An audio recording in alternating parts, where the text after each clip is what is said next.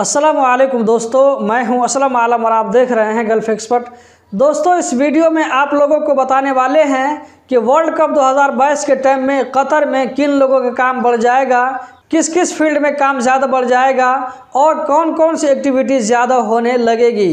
Video के last में आप लोगों को बताने वाला हूं कि वर्ल्ड कप के टाइम में कौन सा काम बहुत कम हो जाएगा, जिससे हो सकता है कि आप में से कुछ लोगों को छुट्टी में घर भी भेजना पड़ सकता है, क्योंकि काम अगर बंद रहेगा, काम नहीं होगा तो कंपनी वाले ऐसे लोगों को बैठा करके सैलरी नहीं दे सकते हैं, तो हो सकता है कि कुछ लोगों को घर भी जाना पड़ सकता है। तो इस वीडियो को लास्ट तक ज़रूर देखें, ये मेरी खुद की राय है, इससे 100% आप लोगों का एग्री होना ज़रूरी नहीं है।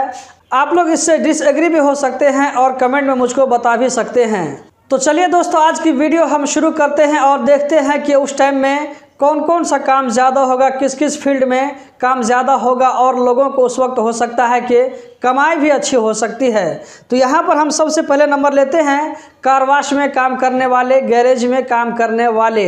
दोस्तों, कतर में जब भी कोई बड़ा इवेंट आता है, चाहे वो ईद बकरीद की छुट्टी हो या कतर नेशनल डे की छुट्टी हो, तो इन छुट्टियों पर गैरेज और कार वॉश में भीड़ लग जाती है। तो इसी तरह वर्ल्ड कप के टाइम में भी कतर के जितने भी पड़ोसी मुल्क हैं, उनमें से कुछ लोग अपनी गाड़ी के साथ में कतर आएंगे, तो ऐसे वक्त में कार वॉश और गैरेज पर भी भीड़ देखने को मिलेगी।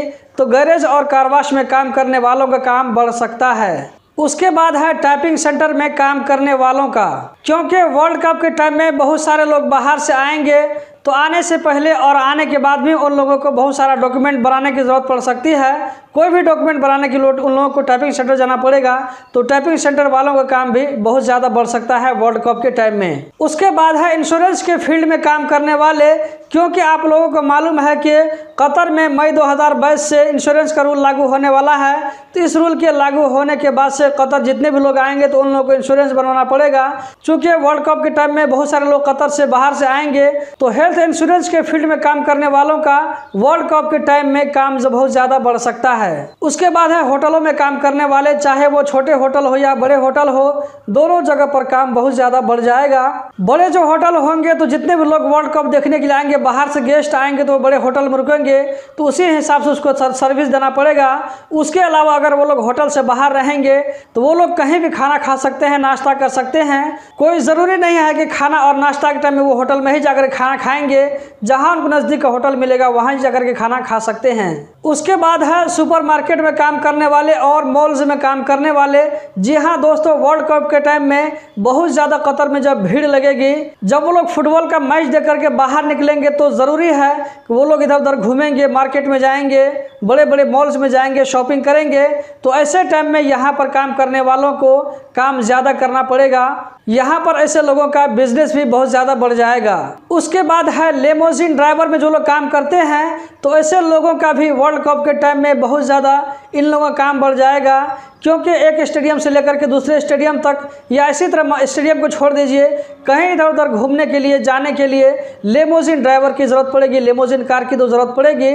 तो जो लोग लेमोजिन का काम करते हैं, तो वर्ल्ड कप के टाइम में वो लोग अच्छा खासा पैसा कमा सकते हैं। कोई ज़रूरी नहीं है कि सारे लोग बस और मेट्रो से ही सफ़र करेंगे, बल्कि बहुत सारे लोग लेमोजिन से भी ट्रैवल कर सकते हैं इधर उधर। उसके बाद है एक्सचेंज में काम करने वाले।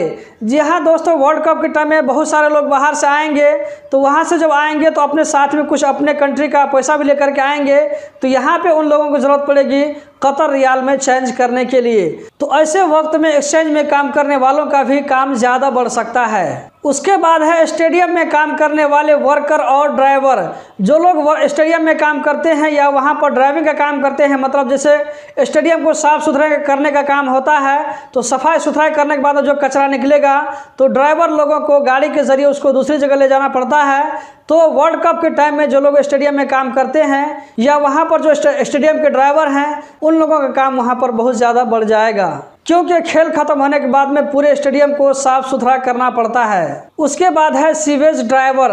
तो जो लोग इस फील्ड में काम करते हैं, जो कंपनी इस फील्ड में काम करती है, तो उन लोगों का काम भी बहुत ज़्यादा बढ़ जाएगा। उसके बाद है फूड से रिलेटेड काम करने वाले, चाहे वो बिस्किट के फील्ड में काम करते हो या पानी की फील्ड में काम करते हो, चॉकलेट, आइसक्रीम, डेयरी या किसी भी फील्ड में काम करते हो, चिकन, मटन, मछली, किसी भी फील्ड में काम करते हो, तो ऐसे लोगों का वर्ल्ड कप के टाइम में वो काम बहुत ज़्यादा बढ़ जाएगा, क्योंकि ये जो खाने पीने के सामान है उस वक्त इसकी खपत बहुत ज़्यादा होगी, बहुत ज़्यादा मांग होगी, तो ऐसे लोगों का उस टाइम में काम भी बहुत ज़्यादा बढ़ जाएगा।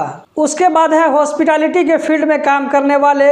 जो कंपनी हॉस्पिटैलिटी के फील्ड में काम करती है तो वर्ल्ड कप के टाइम में इन लोगों का काम बहुत अच्छे से चलेगा। उसके बाद है लॉन्ड्री में काम करने वाले। जी हाँ दोस्तों, वर्ल्ड कप के टाइम में लॉन्ड्री में काम करने वालों का काम बहुत ज़्यादा बढ़ जाएगा, क्योंकि वर्ल्ड कप जो देखने के लिए आदमी लोग बाहर से आएंगे तो उनमें से अक्सर लोग जो है लॉन्ड्री में ही अपने कपड़े को धुलवाएंगे और वहीं पर इस्त्री कराएंगे, तो लॉन्ड्री वालों का काम उस टाइम बहुत ज़्यादा बढ़ सकता है। इसी तरह जो कंपनी और जो लोग बिल्डिंग को रेंट पर लेने और देने का काम करते हैं उन लोगों का काम भी उस टाइम अच्छा खासा चलेगा, उन लोगों का काम भी उस वक्त बढ़ जाएगा। इसी तरह आप में से जो लोग पुलिस फील्ड में काम करते हैं, वहां पर पुलिस का काम करते हैं, तो ऐसे लोगों का काम उस वक्त बहुत ज़्यादा बढ़ जाएगा।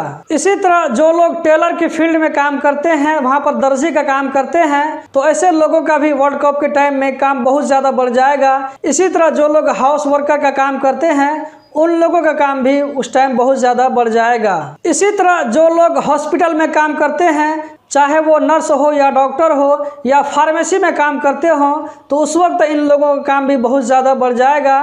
वर्ल्ड कप के टाइम में जब लाखों लोग बाहर से आएंगे तो ऐसे में ज़रूरी है कि इस फील्ड में भी लोगों का कुछ न कुछ जाना ज़रूर होगा। मेरे ख्याल से ड्राइविंग स्कूल में काम करने वालों का काम नॉर्मल रहेगा, इसमें बढ़ने की कोई वजह मुझे नज़र नहीं आ रही है। अगर आपको नज़र आ रही है तो कमेंट में ज़रूर बताएं। जबकि बिल्डिंग लाइन में काम करने वालों का काम कम हो सकता है, अशगाल का काम तो बंद हो जाएगा वर्ल्ड कप के टाइम में। इससे पहले वाली वीडियो में आप लोगों को इसके बारे में बता चुका हूँ। अगर कोई कंपनी कोई प्राइवेट काम कर रही है, जैसे मान लीजिए अगर किसी कतरी का विला बनाया जा रहा है, तो ऐसे कंपनी वाले को कोई दिक्कत नहीं होगी, या अलग थलग में कुछ काम हो रहा है जो कि रोड से हट कर हो, तो इससे कोई दिक्कत की बात नहीं होगी।